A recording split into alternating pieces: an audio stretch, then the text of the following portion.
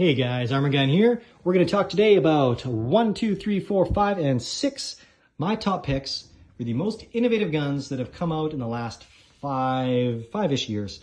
Give or take a few. The Lynx is going to be a little older than that, but man, that thing is just too badass not to make this list.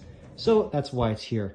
The caveat to all these guns being the most innovative is that they're also super badass and civilian legal, at least in my neck of the woods in the present 2019, though these will all also be legal in USA. So we're going to start off with the Brugger Atomet USW. This thing is super cool, 9mm PCC.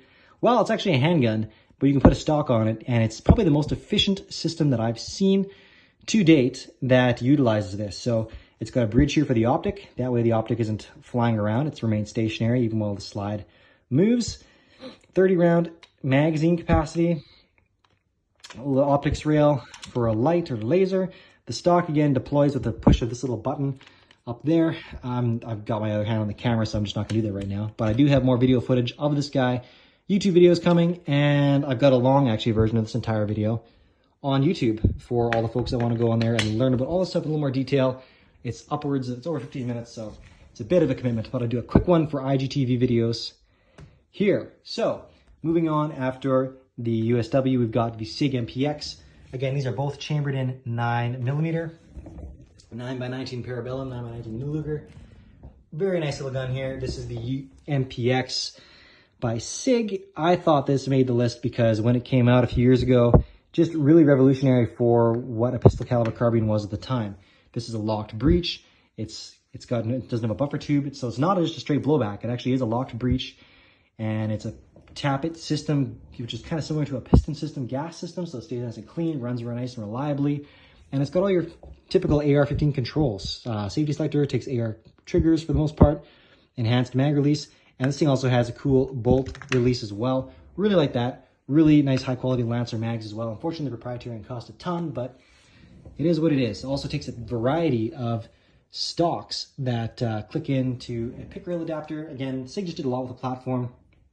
I'm really impressed with it, and it's a ton of fun to shoot too. Really soft recoiling as well, which is another benefit of the locked breech in addition to enhanced accuracy. Up the list, we're going to swing over here to the SIG Rattler. Again, basically this is the MPX's big brother now, the MPX scaled down version of the MCX, and the Rattler is a take on the MCX. This is just a 300 Blackout, basically. It's short barrel, 5.5-inch barrel, really designed around a 300 Blackout cartridge, which is this guy right here, next to a 5.56. You can see huge bullet, ballistically superior. Even out of this 5.5-inch barrel, it's basically just optimized for the barrel. So you're using 5.5 inches, you're still getting 1,850 feet per second out of a 125 grain projectile. That is amazing. And you're doing it without burning or wasting a whole bunch of powder.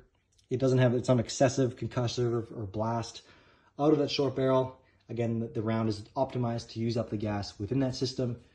So it leads to a really pleasant shooting experience and just a really sweet overall package. Like, this thing is just gorgeous. Then the Fight Light MCR. This thing, man alive, is it sweet. This is the belt-fed AR-15 upper. This was the Ares Shrike back in the day.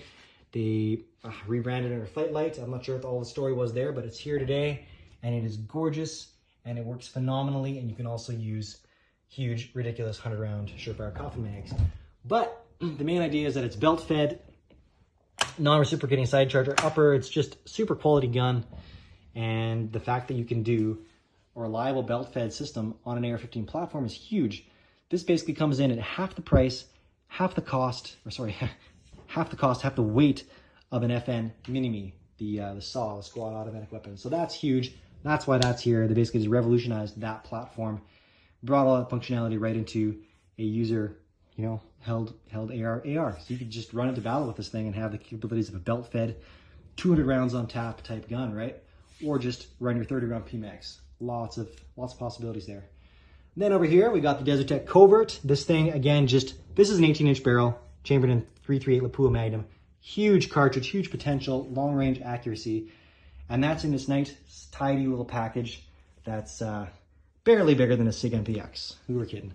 So I've got this topped off with a gorgeous zero compromise optic. This is their 527, 5x27 optic. Gorgeous glass, gorgeous picture out of that 36mm tube.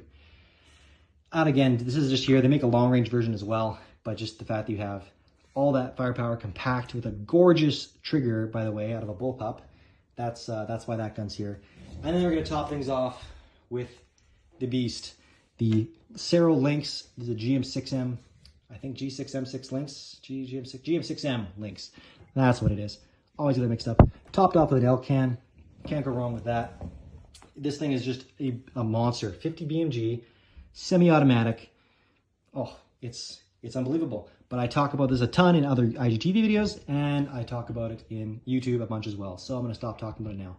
Thanks for tuning in today, guys. I will catch you next time. Peace out.